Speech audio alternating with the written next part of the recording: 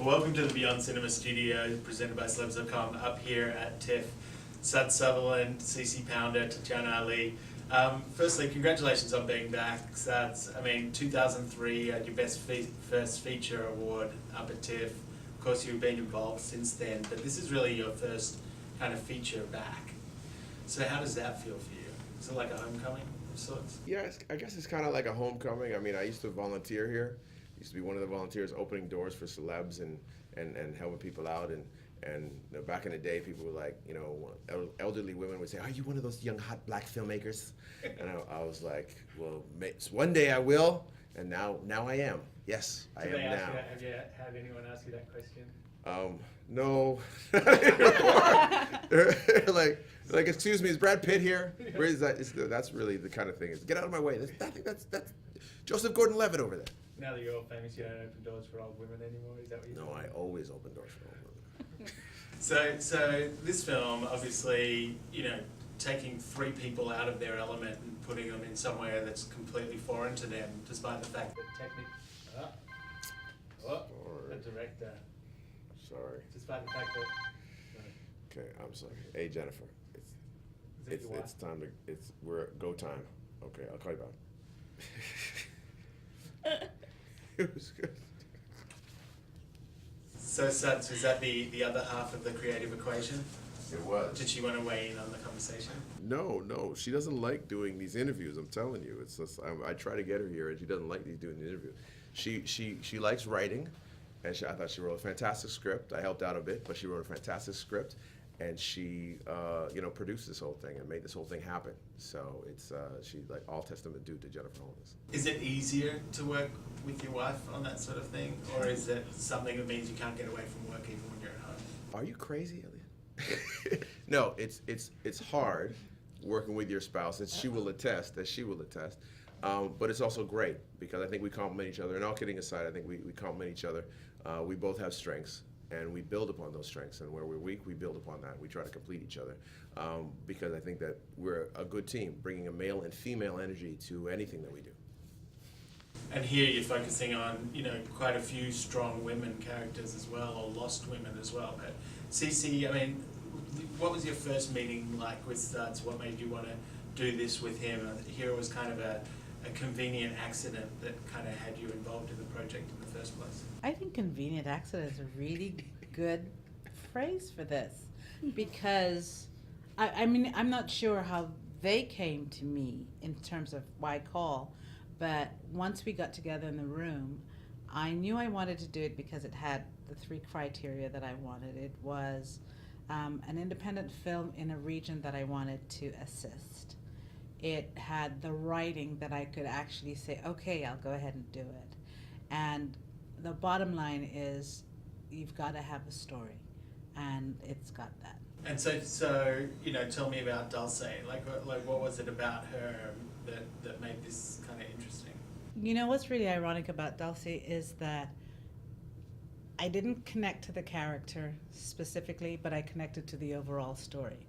And my contribution, originally I thought, okay, it's because I've got a name and therefore I'm in the story. But once I got to read the story, there's so many things that I could relate to or remember within my own immigrant life, that I had things in my pocket that were useful right away. I remember my mother leaving. I remember being shipped off to a boarding school. I remember leaving the country in a hurry, very quickly, not in the dead of night, but in an afternoon, of going to an unexpected place and then finding myself from 90 degrees to October in the United States, looking at row houses that all looked exactly the same. And I have had extraordinary memories that I could put to use in this film. That was from Guyana. Right. So you mentioned a second ago that it was an area you wanted to help. What did you specifically mean by that? The Caribbean is not a place for a great deal of films that people can see. They make a small amount of films, but I think it's got a history of great oral storytelling, fantastic stories that could be shared with the rest of the world, and it's an unplowed field. And this is one of the great stories to come out of there. I assisted in a film in the Bahamas, one in Guadeloupe, so I am going through the countries, providing that they've got good story. And that too. No, I mean, I've spent a great deal of my life at fantastic locations like the swamps of Valdosta. So, on the main road in Trinidad, I think I'll do okay, yeah. Tatyana, you took, like Cece just called it an unplowed field, but like Trinidad, Jamaica, was it more difficult to shoot there, given that perhaps they don't have as much production as other places? I thought it was amazing. Actually, shooting in Trinidad was one of the pieces when I look back at this experience that I just loved. My father is from Trinidad. He came to the United States when he was 18, 19. And so in many ways for me, it was like going home and getting to experience his homeland for myself, having my own experiences about it. But I love school and I love education. And there were so many, like CCH said, the film is new there. This was like a really big project to come to the island. And so beneath every key and in every department, there were Trinidadians, incredibly talented people learning the trade of filmmaking. And that was just the most beautiful thing to watch. It really was.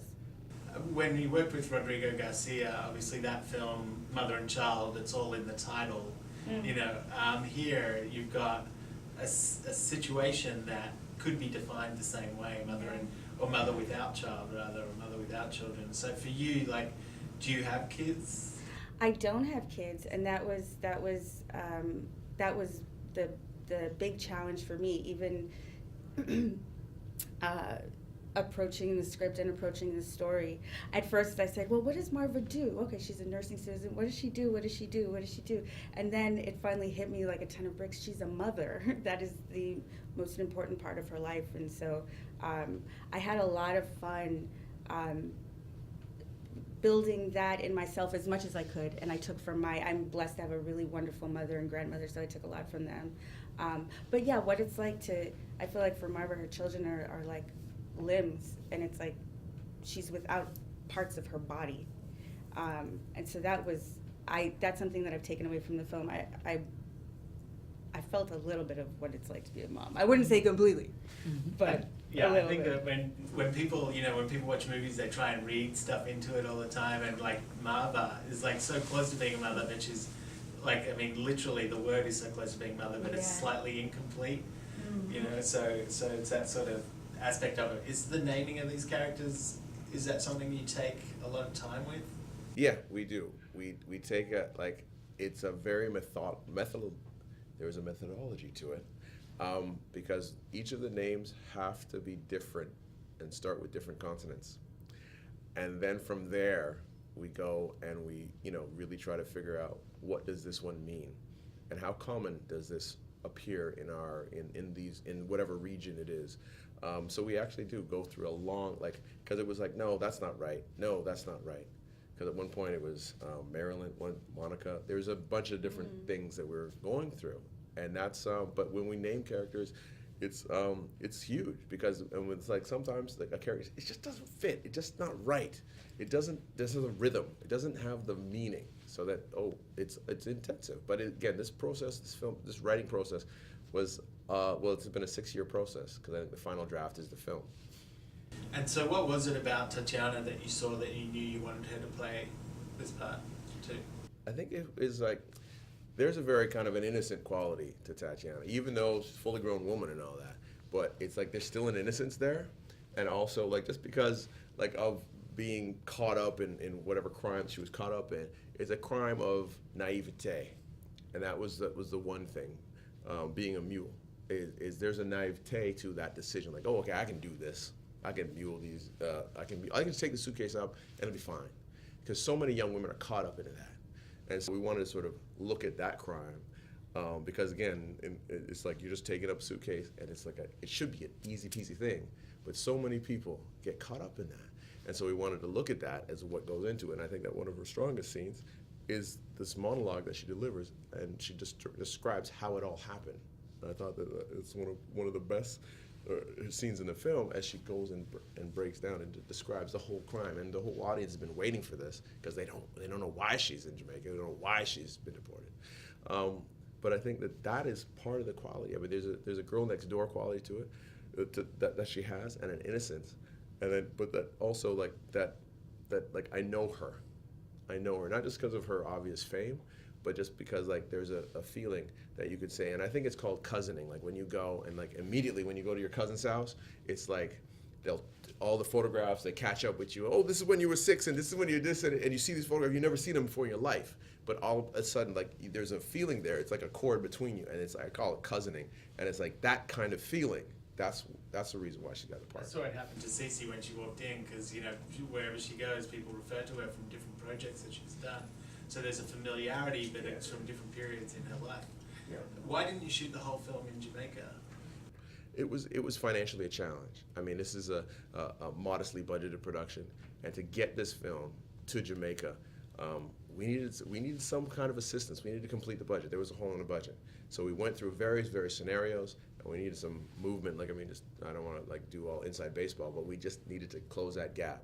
And so Trinidad had a tax incentive, and that enabled us to close the gap. Very cool. Well, congratulations on getting it done and for being here, and thanks for spending a few minutes with us. Thank you very much, Elliot. Thank you. Cheers.